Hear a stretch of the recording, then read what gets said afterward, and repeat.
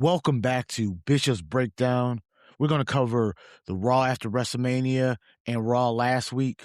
And we're also going to talk about the SmackDown after Raw and the WWE releases in Elephant in the Room and my thoughts and why they did what they did. We talk about the Detroit Pistons playoff run so far. And we also talk the Lions draft and who they picked.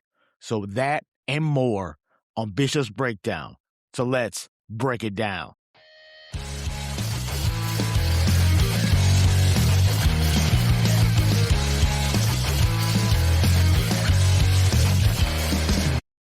Hey everyone, it's Bishop. I got something special for you today.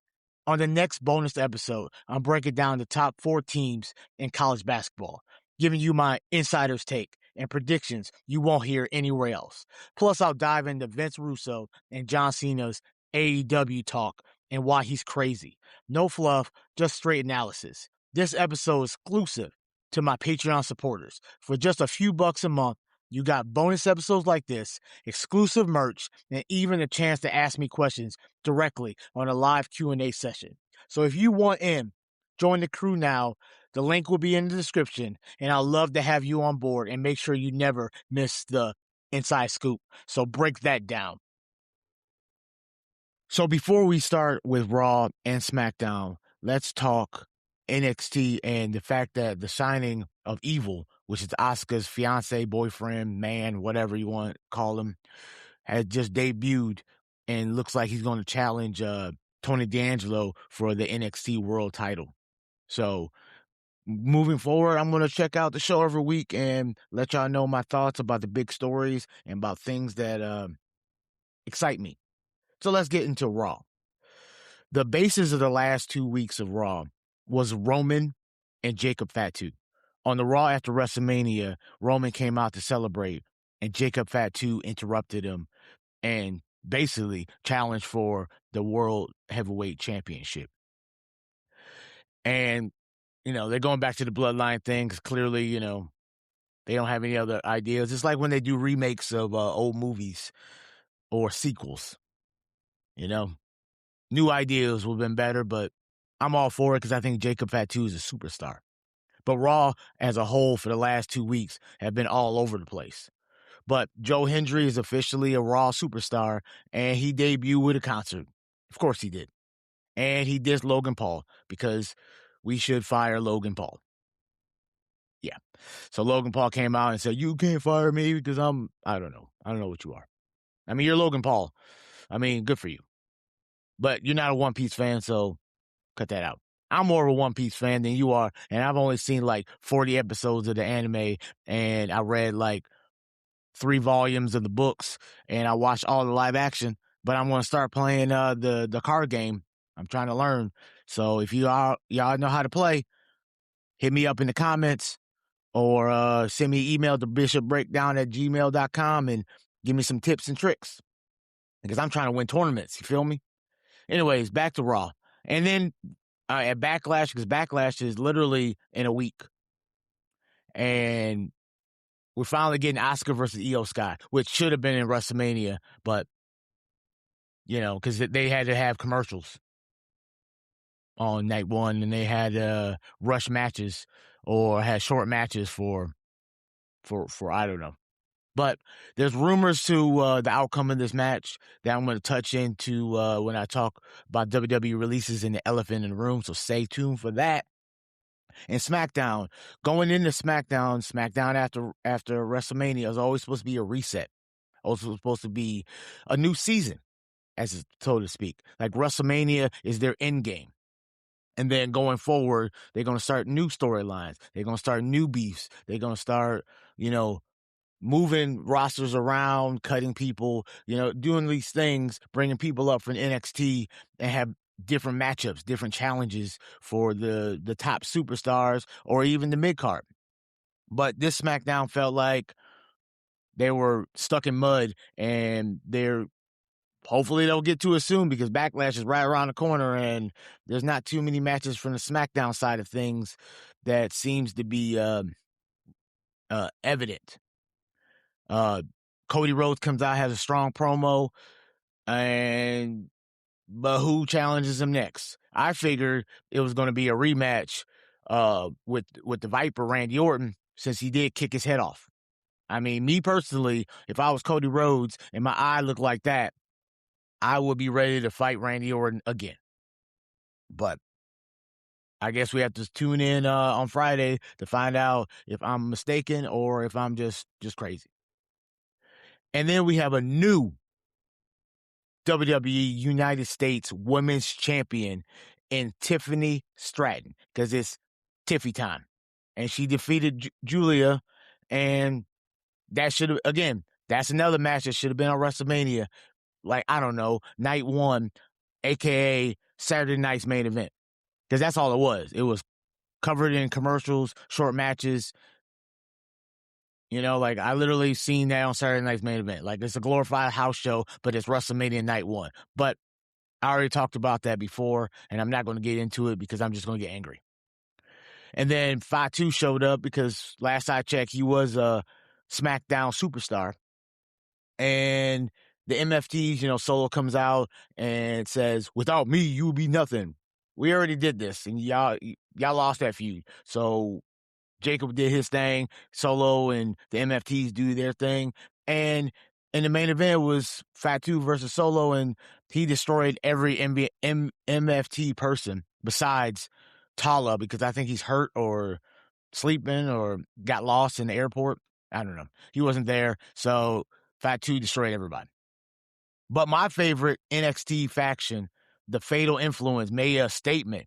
They came out during the Tag Team Women's Championship match with the new champions, Paige and Brie, taking on Charlotte Flair and Alexa Bliss. And they came out and beat the crap out of all of them. And I'm for it. Jacy Jayne is a superstar.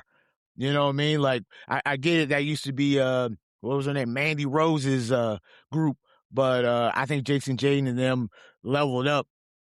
You know, not saying Mandy Rose wasn't a talker, because she was, and she was getting a lot better in the ring. But these three women are chef's kiss, you know what I mean? And then you can't forget Danhausen.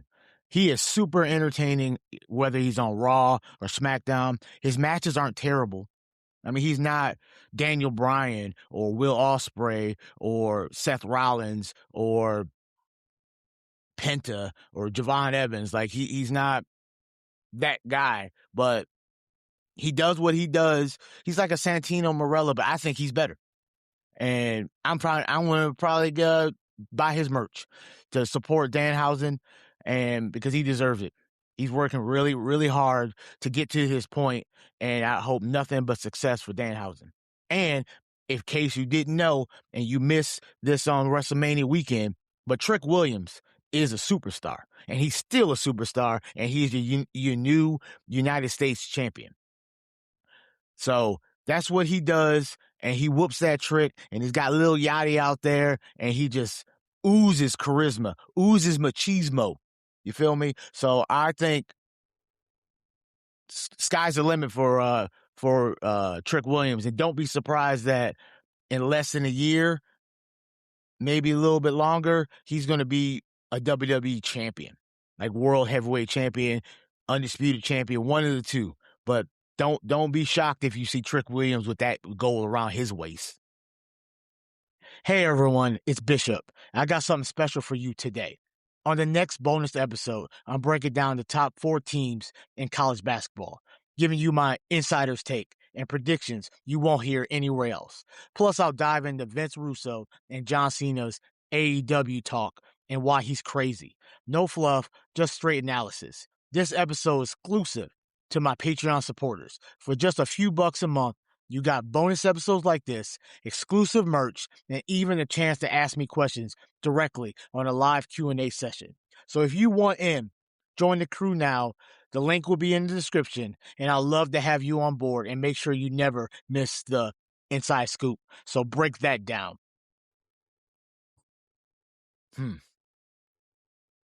Let's get into the WWE post-WrestleMania releases. I got a list here. I'm just going to go through the main roster and a few of the NXTs.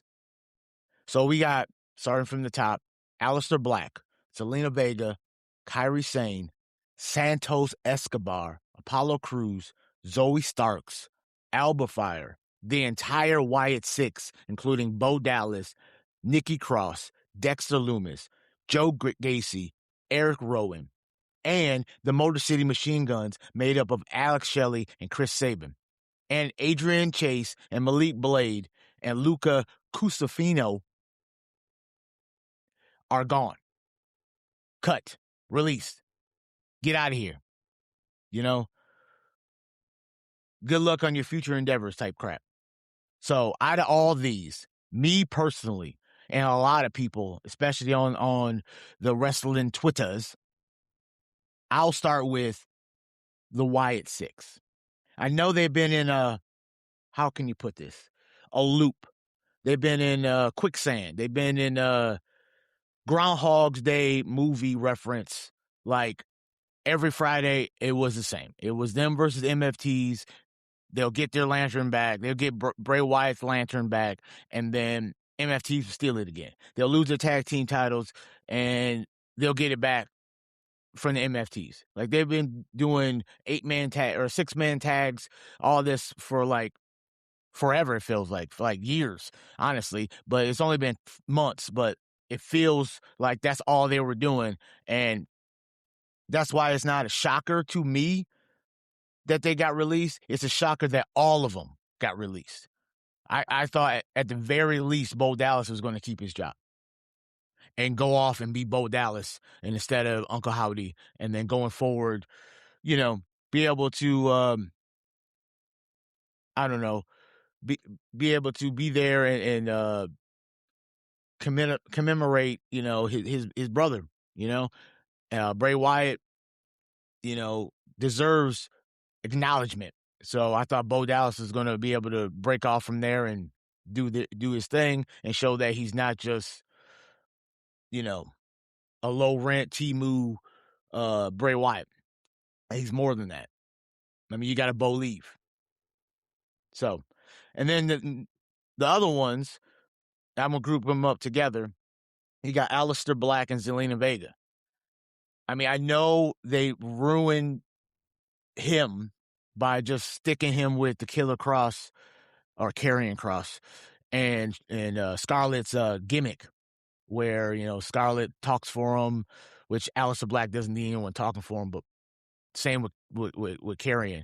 But she would, you know, basically confront whatever dude they were beefing with, and clearly the man can't hit her, so all up in her face, and then, you know, get beat up by Cross or got beat up by Black, or go to people like Sami Zayn and Randy Orton and say, you know, the dark side, you know, trying to get them to embrace the evil inside them, which we've already seen before in Karrion Kross and Scarlett. So it was just a rehash. It was a remake with new actors, is how I felt. And I think right there, they ruined him. I mean, I understand. I don't mind the pairing of Zelina Vega and Aleister Black, but they should have did a whole new thing or whatever they were doing. Just being them, doing what Aleister Black does and just beats people up. You know, Zelina Vega cheers him on, comes out, cuts promos, beats with people, gets championships, and just black mask the crap out of people. And I don't know why that was such a hard thing to do, but they wanted to stick them with whatever, you know, Karrion was trying to do. And that's not, that already gave him the negative. That already killed them. But like, that's what they did. And looking back on it, unless they were going to put him in the Pat McAfee spot, which at WrestleMania would have been amazing. You know, Aleister Black, Zelina Vega distracts the ref or distracts Cody, and boom, RKO out of nowhere. And he won the title, and Aleister Black be like, see, I was right. You are what you said you were not, you know? So also back to Wyatt Six, they had probably picture perfect chef's kiss debut. I mean, anybody can remember Monday Night Raw, everyone in the back dead. Chad Gable bleeding out his forehead, just dead. Like they murdered, like it looked like a horror movie, like, which is awesome. Like it looked cinema. Like, all the kids say, absolute cinema.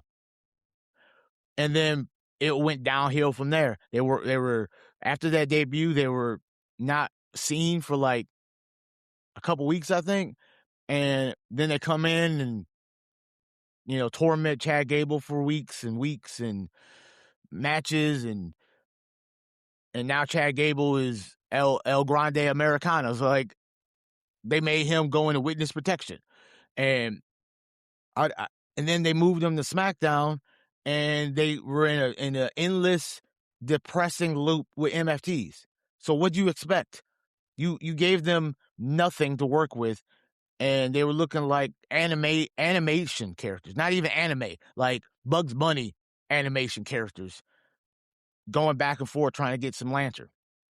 They should have been a killer group and destroyed the MFTs right where they stand. But no, they were just some dudes getting punked out by Solo Sikoa and the Tongas and JC Mateo. Like, they just some dudes. Like, you went into the supernatural that they can murder everybody standing. But now they running around for a lantern and can't even handle the MFTs because they get, destroyed, or they get made fun of, or they get, oh no, where'd the lantern go? I didn't see it. Like, nah, bro. Like, that's not, the beginning doesn't match the end. And that's the reason why I feel it's not a shocker that they got released.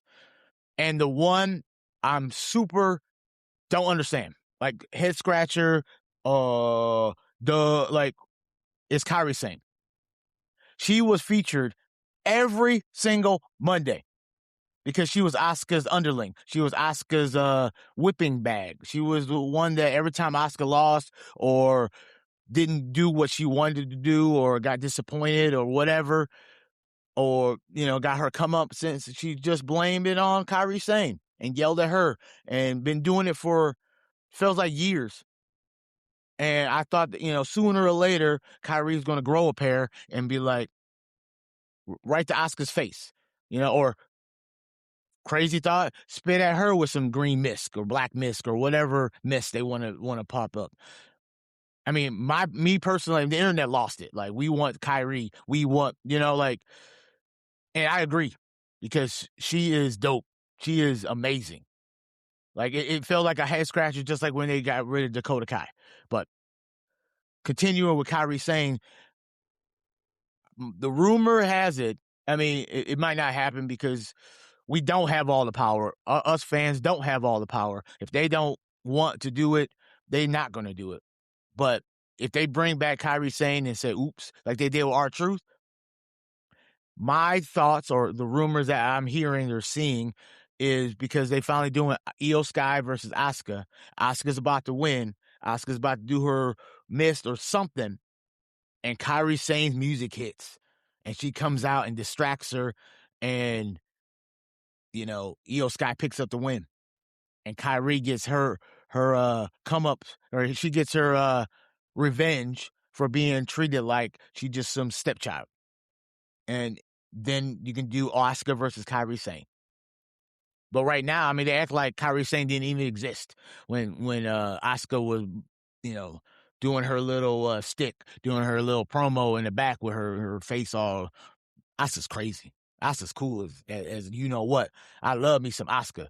So I'm just saying, they showed her on one of the promo videos, like, for a second, and the crowd was saying, we want Kairi. So maybe Backlash is, like I said, just about a week away, 8 days or something like that. So tune to that, because if that happens, we win, and hopefully WWE will see that maybe you should do better and write better stories for these characters going forward, and you wouldn't have to release them because they're making you bootloads of money. Like the other people, like the Alba Fires. I mean, she was just, Chelsea Green's sidekick. And Zoe Starks, last I checked, she was hurt, but she was doing nothing before she really got hurt. She was in that, I think it was the Women's Intercontinental like tournament, and she got hurt. So I don't know.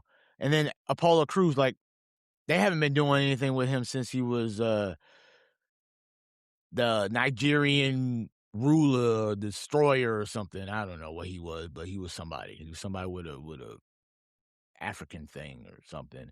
So they haven't done it. He's been chilling with Matt Cardona and catering, eating up all the food, all the hog moss, all the pig's feet. You know, he was just chilling. He was just collecting a paycheck and hanging out. Probably main event or something. And Santos Escobar, I thought he was in AAA with who? Angel Garza and Berto. You know, I thought they were a trio and stuff, but I guess Santos got the axe because he was the person that they weren't doing anything with. And the big tag team Motor City Machine Guns is a travesty. It is disgusting that Alex Shelley, Chris Sabin got to the company that they deserve to be a part of, one of the best tag teams in the world, and they were relegated to doing nothing, for dealing with PTSD, Johnny Gargano, that all he does is lay down and just sulks and depressed, and his tag team partner left him, so he got nothing. But he got a pretty cute wife, and he's part of WWE and he's on TV. But whatever. But that's his character, and most of the Machine Guns were relegated to trying to fix him or deal with him and in-fight beefing about let's worry about most of the Machine Guns. Maybe they should have worried about Motor City. They should have been multiple tag team champions. I don't understand why the Motor City Machine Guns got released. Now they're going to go to AEW and kill it. Like, mark my words, Alex Shelley, Chris Sabin, Motor City Machine Guns, they're going to kill it because they're a great tag team. If you don't believe me, go to YouTube's, go to the search bar, put Motor City Machine Guns TNA matches, and you'll see,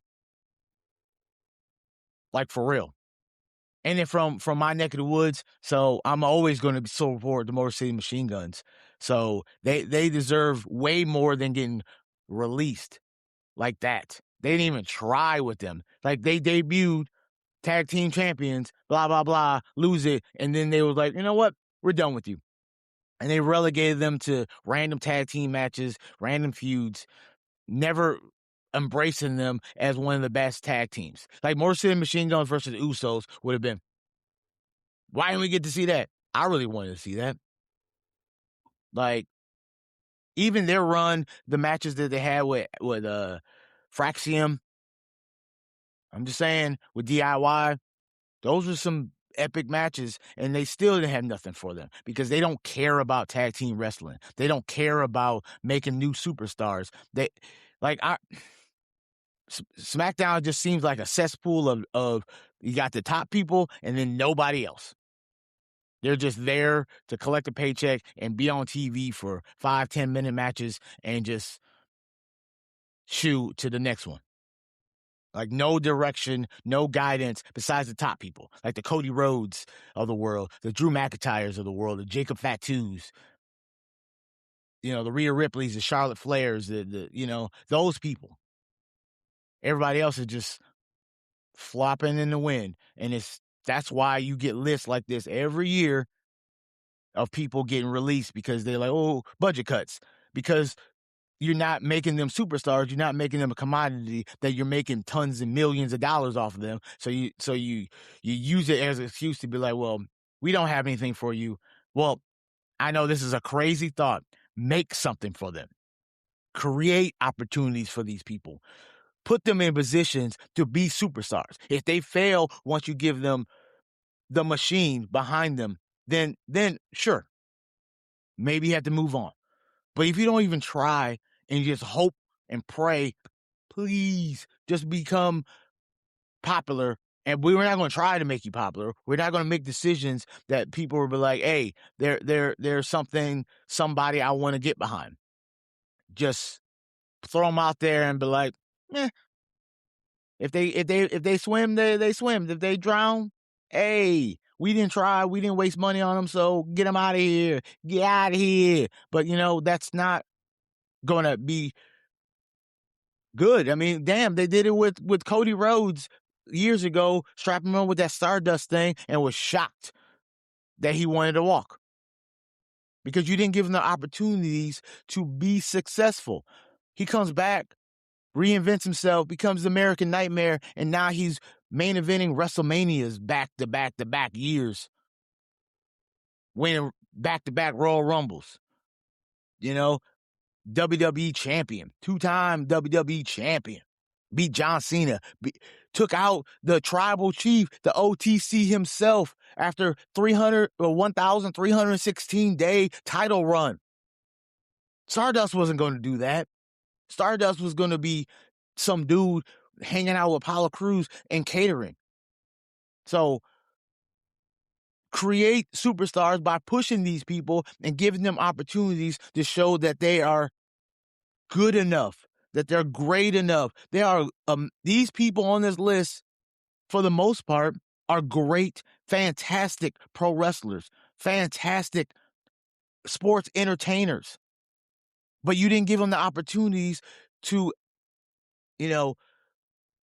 go to the crowd and be and them like, oh my God, like they do with Roman Reigns, like they do with Cody Rhodes, like they do with Randy Orton, they did with John Cena, they did with Stone Cold Steve Austin, they did with The Rock. You got to give them the opportunities to be in a position where people saying, that's a superstar. That's what they're doing with Trick Williams. That's what they're doing with Obi Femi. Why couldn't they do that with the Most City Machine Guns? Why couldn't they do that with the Wyatt Six? Or Aleister Black? Or Zelina Vega? Or Kairi Sane? Why couldn't they just get out of their own way and just let them be them, but put them in a position that they're on TV doing something effective, doing something that's not just a random match out of nowhere and they beat that person or they lose to that person or they cheat to beat that person, but there's a random match and next week they forgot about it. So what do you think I'm going to do? I have to go look it up and be like, oh yeah, Aleister Black did have a match with Rusev, like he did have a match with Sami Zayn. And it after that match, it went to this, like A and B. But they're doing A and they're like, oh, damn, what did we even do? Then they go back to A. And then they go back, then they all of a sudden at E and they're like, sure, we got there. I don't know how we got there. I don't know what happened between A and E, but we're here. And then all of a sudden they don't understand why the crowd's not reacting to these people. Because they don't even know what's going on because you're making it look like they're just there doing things like wrestling. They don't have a story to project them to the stratosphere of being a main eventer or even a upper mid-card person. Because you need all that. You can't just have main eventers and nobody else. You got to have mid-carders, upper mid-carders. You got to have jobbers because somebody got to get beat. Nobody's going to go in there and just have draws. You know what I mean? Like Obafemi destroying people is what he does. Like on Monday when he had that match against Grayson Waller, people are like, "Oh my God, he wouldn't go from Brock Lesnar to Grayson." You need him to beat people until you can get him to the point where he's challenging the Roman Reigns, he's challenging the Cody Rhodes, like he's challenging for the big titles. He has to beat people leading up to that. He can't go from point A and all of a sudden to Z. You got to have a path because then people are going to be like, doing a strut in the crowd every time he comes out because the superstar is being made in front of their eyes and they're along for the ride. And so they feel like personal connection. That's what we need. Personal connection for these people. And if you don't get these personal connections, then they're just nobodies. They're just some dudes on the roster. Some dude that all of a sudden his music plays and you're excited until the music is off and then you're just sitting on your hands. Looking at these matches like it's not something important. It's just some dudes wrestling for your entertainment for 5 minutes, 8 minutes, and then it's on to the important people who have these promos, who have these backstage segments, who have these interactions with superstars, who have these interactions with legends. You got to be able. You got to build and let these people in the audience who spends thousands of dollars to be front row for WrestleMania to go be along for the ride and feel personal connection. Like, that's my dude. I seen him from. It's kind of like looking at rookies and stuff. Like, oh, I was there for the Kobe run. I was there for when LeBron James was 17 years old. Now look at him. I was there for the entire ride. So I understand that that's my dude. I understand because when he succeeds, I feel part of the success because I was there from day one when no one knew him. Now everybody like, yeah, I know, I love LeBron, but I was there from high school. Like when he was on ESPN in high school games, I was there for LeBron James, and so I was along for the ride. So when he got his first title, we got our first title. But they don't do that anymore. I mean, it looks like they're trying to do it with select few people, but most of these people on this list, that should have been the way they've been doing it, and they weren't. And now they're gone. Some of these people are going to pop up on AEW. Some of these people are going to pop up on TNA. Like Aleister Black, I don't think he's going back to AEW because he didn't leave on good terms. So he's probably going to be popping on TNA, but Morrissey Machine Guns, boom. The Wyatt Six, no clue where they're going to go. Individually, sure. Indies, AEW, a few of them. Maybe Bo Dallas will pop up on AEW. Eric Rowan might go back to AEW. Joe Gacy and Dexter Lumis, TNA, AEW, no clue. No clue where these people are going to pop up. Those NXT people, Indies probably. Adrian Chase, Mr. U guy. Like, I don't know. It's a head scratcher, and TKO just seems to just care about money, but spoiler alert, you create superstars. You create another Roman Reigns. You create another Brock Lesnar. You create another Stone Cold Steve Austin, John Cena's. And guess what? Hand over fist, making all the money. But they don't see it that way. They see, oh, we got these top superstars. We're going to bring in celebrities and I show speeds and whatever and make money off of these people and not look at the long term. And that's why you get to this point where you're doing budget cuts. But them CEOs ain't taking no budget cuts. Maybe they should take a budget cut and do better producing superstars, and you're gonna be printing your own money. That's all I gotta say about that. For real, do better. So let's Detroit Pistons playoff run. Number 1 seed, super hyped. They were taking on number 8 seed. I thought, the way they've been playing, they had a week off. They rested. K's healthy. Got Tobias. You got Duncan Robinson. You got Karis LeVert. You got Duran. We're going to be killing them. We're going to, maybe not sweep them, but we're going to do a gentleman sweep. We're going to kill them in Detroit. Go get one win in Orlando, maybe lose one in Orlando, come back to Detroit, win that one, go to Orlando, boom. You know what I mean? Like, we're gonna win in 5, you know what I'm saying? But wow. Game 1, Orlando Magic. Like they won last night in Detroit, game 5. They won game 5. But they still down. Like they were down. Like it's terrible. Like this could have been. Stephen A. Smith said they were going to lose in the first round, and they're about to prove them right. They're about to go back to Orlando in a must-win game 6, so they can bring it back to Detroit for game 7. Because right now, 3-2, Orlando Magic with Banchero. Franz Wagner is hurt. That's probably why they won game 5. Franz Wagner is a game changer. Desmond Bain. I'm just saying, the Orlando Magic playing with nothing to lose because they got nothing to lose. They're 8 seed. Beating the number 1 seed is game changing, and the Pistons need to wake up. They need to do what they did in game 5 every game. I don't see why they can't. Playing defense, getting turnovers, fast breaks, timely 3-pointers. Kay Cunningham dropping, damn near 40. Like, that's what they need to do every game. And then the role players doing what they need to do, double digits.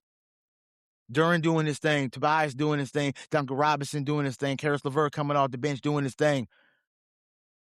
That's what they need to do every single game, because if they don't, they're going to go back to Orlando and their season's over.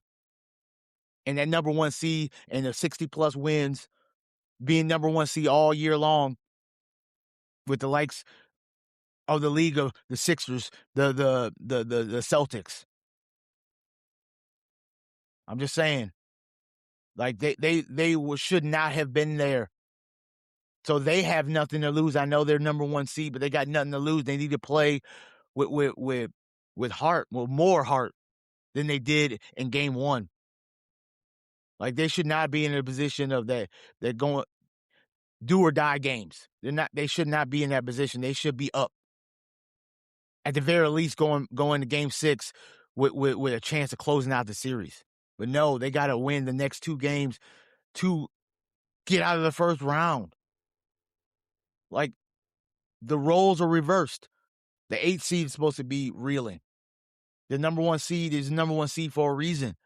And now they're looking like they look like a phony. They look like a scam. Like, if they call me right now, it would say likely scam. Like, and they're my team. They're my home team. I love me some Pistons. I've loved them since the 80s when I was like a little Bishop. So I don't know what they're doing, but they need to do more game 5. They need to do more game 2. They need to act like they're number one seed and they're there for a reason. They need to look at what they did all year long and do that all playoff long. Because if they do have a real good chance to be in the NBA Finals this year. They have a really good chance of competing in the NBA Finals and not getting swept, like a lot of teams do when they finally get to the NBA Finals. But they need to wake up and play like they played last night. Because if they don't, they're not getting out of the first round. Orlando Magic is going to move on. And they can only blame, like, the only blame can be themselves. Not Cade, though. Cade's doing, I mean, granted, he did have some timely turnovers in game 4. And that's why they didn't win that game. But I'm just saying, everything goes through you, my brother. Cade, they live and die by you. If you put up points but turn over the ball late in games, not hitting your free throws, not hitting your open threes, not getting your teammates involved in a position that they should be able to hit those jumpers, hit them threes, hit them, you know what I'm saying, hit them threes, then there's no way they're going to go forward. So you need to look in the mirror and say, take a page out of Yaxel book from U of M. No matter what happens in these games, it's not going to be on me.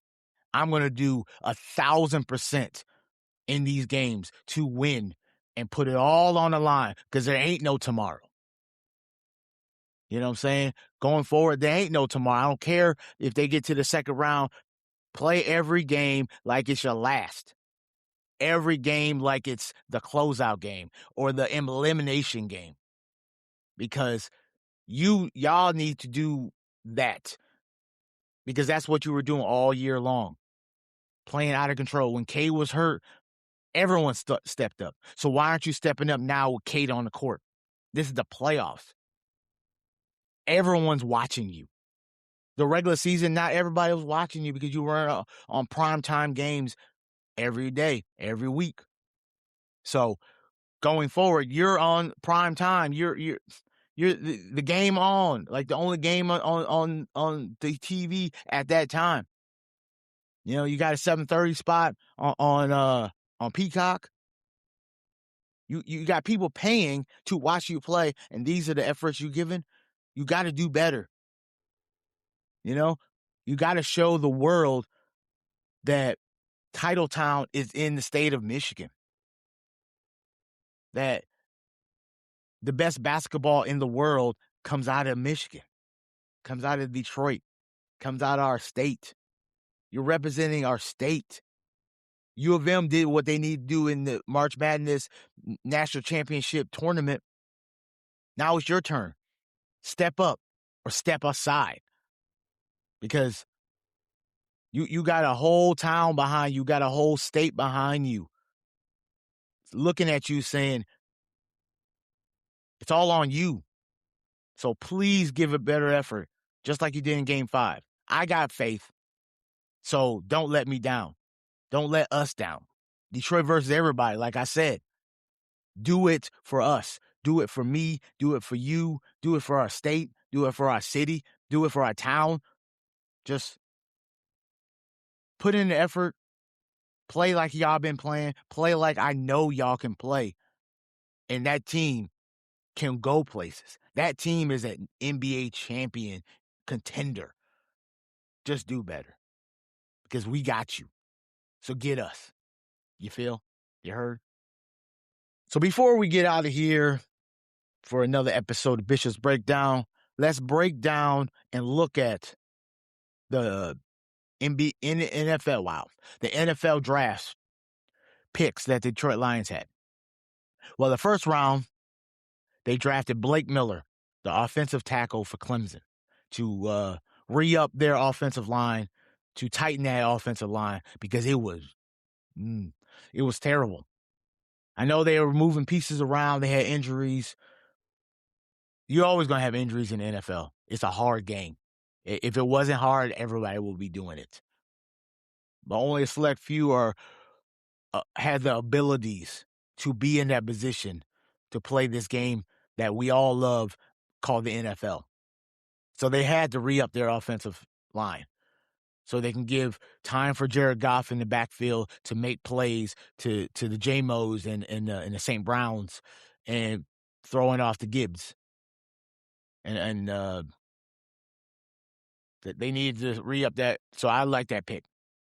Then they drafted an edge rusher, Derek Moore from the Michigan Wolverines, with the round 4, 118th pick. Or no, round 2, number 4 pick.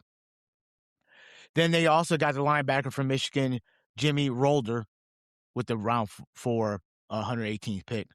Then they also had to re-up on some cornerbacks, to stop the opponent's wide receivers from going wild, because the secondary was questionable last year.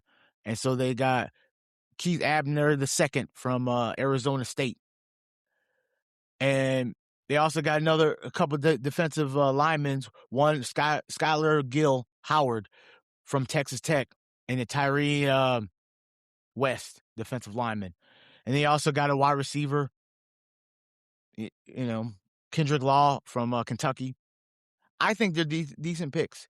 They re-up on offensive line. They got some defensive help to help Aiden Hutchinson, because if the quarterback has to take a couple seconds, just seconds, to try to hopefully that the wide receiver can get open with better defensive secondary, then Aiden Hutchinson and this edge rusher Derek Moore, they can get to the quarterback more. And if they get to the quarterback, now instead of 3rd and short, they got 3rd and long. And then the offense will get a shorter field. And if you get a shorter field, Jared Goff doesn't have to go deeper down the field to score points. If he has a shorter field, more touchdowns, more victories. More victories, better seeding in the playoffs. Better seeding in the playoffs, easier path to the Super Bowl. Easier path to the Super Bowl, who knows? Lions might be in NFL champions, win Super Bowls. That's what you play the game for. You don't play the game to just get to the playoffs and lose in first round. No, you play better in the regular season to get better seedings, so you're get to the playoffs and get an easier path to the Super Bowl. So they have opportunities to win championships. You know, that's what they need to do. And I think they're doing this with these draft picks. They didn't do what they used to do by getting wide receiver in the first round, but no one to throw to. No, or they have someone who's throwing it to them, like a Matt Stafford, Jared Goff, but they don't have protection for these, so they're running around for their lives and getting hit all the time and getting hurt and playing hurt. So I'm glad they got an offensive tackle with the first round. I mean, they had the 17th pick, and they got an offensive tackle because needs was better than their wants. In the past, it was about wants. Oh, we need this wide receiver. Oh, we need this guy. Oh, we need this guy. But that's not the needs. You know, just because you want that guy, do you really need him? And hopefully with this class, with this 2026 NFL draft class, the Lions will make that step forward because Chicago is looking good. You know, Green Bay Packers, like their division is only getting more stacked, so they have to keep going forward if they want to not be in the bottom of their own division, let alone in their own conference. So I'm looking forward to this Detroit Lions. The preseason is going to be interesting. I'm going to keep my eye focused on what they're going to do and how they're going to round out their 53-man roster. So the season can't come soon enough. I know people love the summer, you know, hot weather, shorts, all that, beaches, you know, vacation, but I'm a football guy. So I can't wait for college football and NFL to start back up.